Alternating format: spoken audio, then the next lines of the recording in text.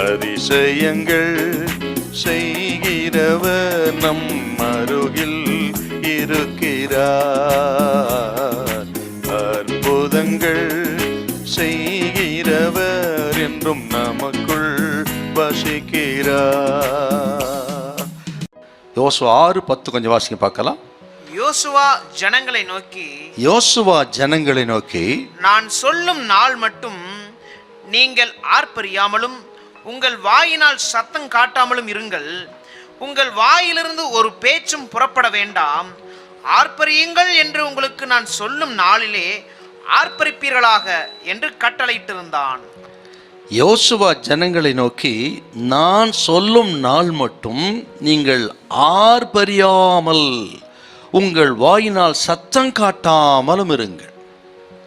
ஆண்டவர் தமது திட்டத்தை நிறைவேற்றுவதற்கு தமது ஜனத்தினிடம் சில ஒழுக்கங்களை எதிர்பார்க்கிறார். பாருங்க, விசுவாச ஜீவியத்தில் இந்த டிசிப்ளின்ங்கிறது ரொம்ப முக்கியங்க. நீங்கள் இந்த சம்பவத்தை பார்த்தீங்கன்னா ஆண்டவர் என்ன சொல்றாருன்னா, நீங்கள் சுற்றி நடக்க வேண்டும், பின்பு வந்து பாளையத்தில் காத்திருக்க வேண்டும், சத்தம் காட்டக்கூடாது, சுற்றி வரும்பொழுது சத்தமே போடப்படாது. இதில் தான் அந்த டிசிப்ளின் இருக்கு பாருங்க. ஆக ஒரு ஒழுக்கத்தை தேவன் எதிர்பார்க்கிறார். விசுவாச ஜீவியம் செய்கிற தேவ மக்களிடத்தில் பெரிய காரியத்தை எதிர்பார்க்கணும்னா நம்ம இடத்துல சில ஒழுக்கங்கள் வேணும் பாருங்க. இந்த பகுதி நீங்கள் பார்த்தீங்கன்னா இஸ்ரவேல் ஜனத்துடைய ஒரு விரும்பத்தகாத ஒரு சுபாவம் என்னன்னு கேட்டால், அவர்கள் எதற்கெடுத்தாலும் முறுமுறுக்கிற சுபாவம் உடையவர். அதுதான் அவங்க ஜென்ம சுபாவத்தில் ஒன்று, முறுமுறுக்கிறது.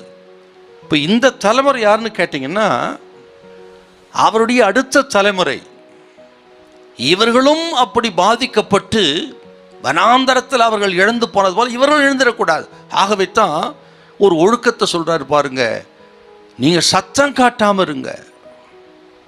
அருமையான கர்த்தருடைய பிள்ளைகளே, இந்த சத்தம் காட்டாதிருங்கள் அப்படின்னு என்ன அர்த்தம்னு கேட்டீங்கன்னா, ஆண்டவர் தமது வழியிலே செயல்படுவதற்கு விட்டுவிடுங்கள். அவர் செயல்படுகிறார், அவர் செயல்படட்டும். அவருடைய யுத்த தந்திரம், அவருடைய ஆலோசனைகள், அவருடைய திட்டங்கள், தீர்மானங்கள் நிறைவேறட்டும். ஆகவே நாம் அதை ஏற்றுக்கொண்டு நாம் மௌனமாக இருப்போம், அங்கீகரிப்போம். ஆகவே நீங்கள் சத்தம் காட்டாதிருங்கள், அவர் வழியிலே அவர் செயல்படட்டும் என்பதன் அடையாளம் தான் சத்தம் காட்டாதிருங்கள். கர்த்தருடைய பிள்ளைகளே, சில விஷயங்களில் நாம் கர்த்தருக்கு முன்பாக மௌனமாக இருக்கிறது தான் நல்லதுங்க. குடும்பத்தில் சில காரியங்கள் புரியலையா, சில காரியங்கள் குழப்பமாக இருக்கா, எதிராக இருக்கா, மௌனமாக இருங்க, அமைதியாக இருங்க. கர்த்தர் அவர் வழியிலே செயல்பட்டு கொண்டிருக்கிறார். அவர் வழியிலே செயல்பட விட்டுவிடுங்கள், காத்திருங்க.